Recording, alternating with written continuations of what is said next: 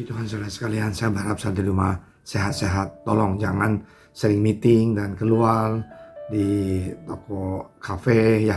Ini lagi PPKM, mari kita ikutin protokol kesehatan pemerintah ya. Jaga kesehatan, sering cuci tangan dan makan yang bergizi, jemur dan lakukan sedikit olahraga. Oke, mari kita sama-sama berdoa. Terima kasih Tuhan Yesus atas hari ini yang indah. Tuhan berkatilah hamba Engkau yang akan menyampaikan firman Engkau. Biar kami semuanya juga dikuatkan. Dalam nama Engkau Tuhan Yesus kami berdoa. Amin. Saudara sekalian, kita lihat bahwa apa yang terjadi di keadaan sekarang ini, banyak sekali korban dan juga kekurangan makanan. Dan banyak orang yang gak bisa kerja. Dan banyak orang yang di PHK. Nah, banyak sekali organisasi dan juga gereja-gereja ataupun kelenteng ataupun apapun mereka melakukan amal.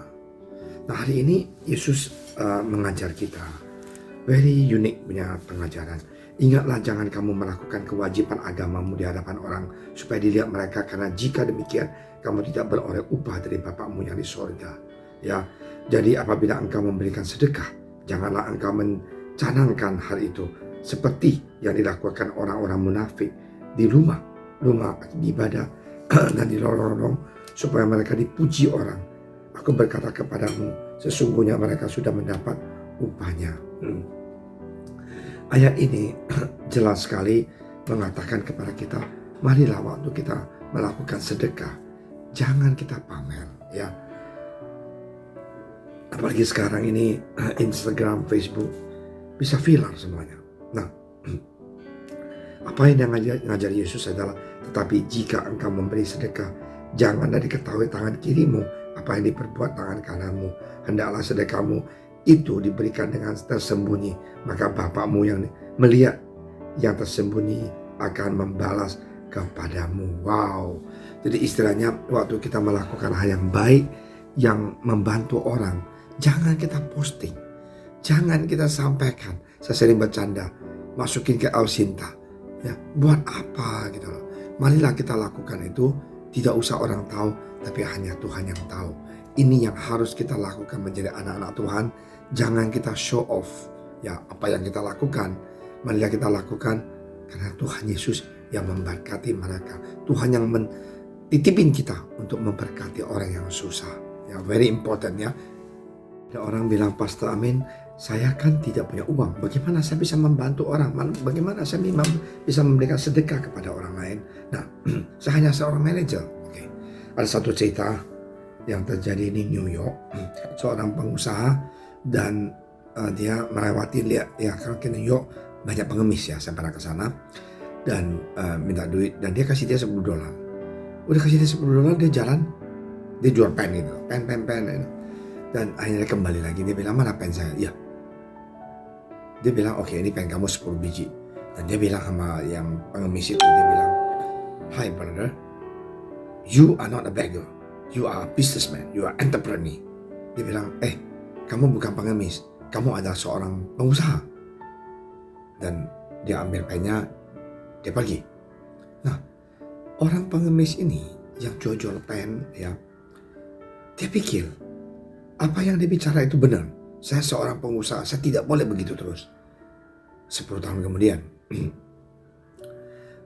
orang yang pengemis ini menjadi seorang yang luar biasa sukses dalam usaha.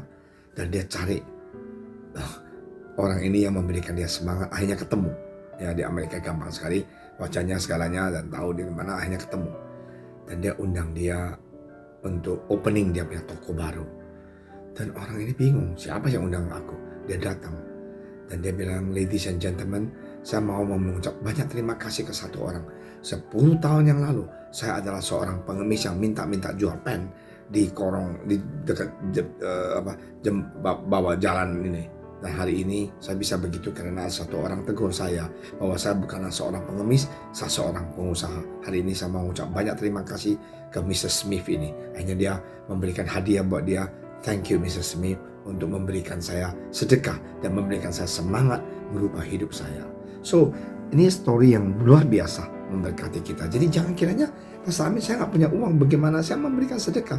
Bukan uang, kadang-kadang waktu kita, kasih sayang kita, ya kita punya care and concern kepada orang lain, bisa merubah hidup orang itu.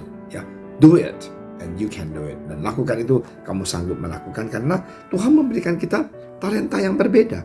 Ya, kemungkinan kita bisa memberikan semangat kepada orang lain, memberikan hiburan buat orang yang dalam susah. Nah, memberikan petunjuk kepada anak muda, why not?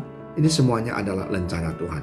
Mari kita lakukan untuk kemuliaan Tuhan Yesus. Bukan untuk show off di Instagram, di Facebook. Saya berdoa, saya memberkati orang lain. Bukan.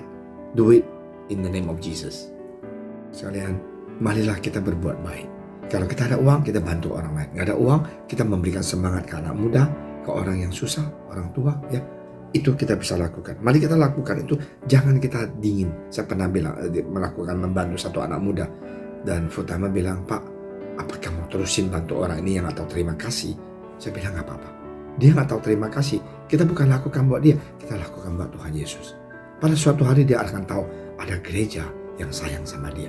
Pernah ada gereja yang menolong dia. Dia hari lupa, nggak apa-apa. Kita tetap lakukan yang baik terhadap orang yang kita bisa bantu. Ya, may God bless you. Do it. Jangan show off.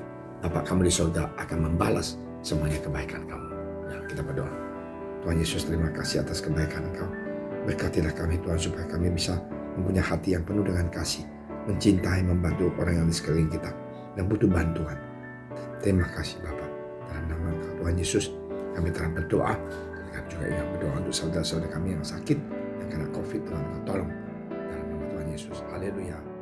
Amin.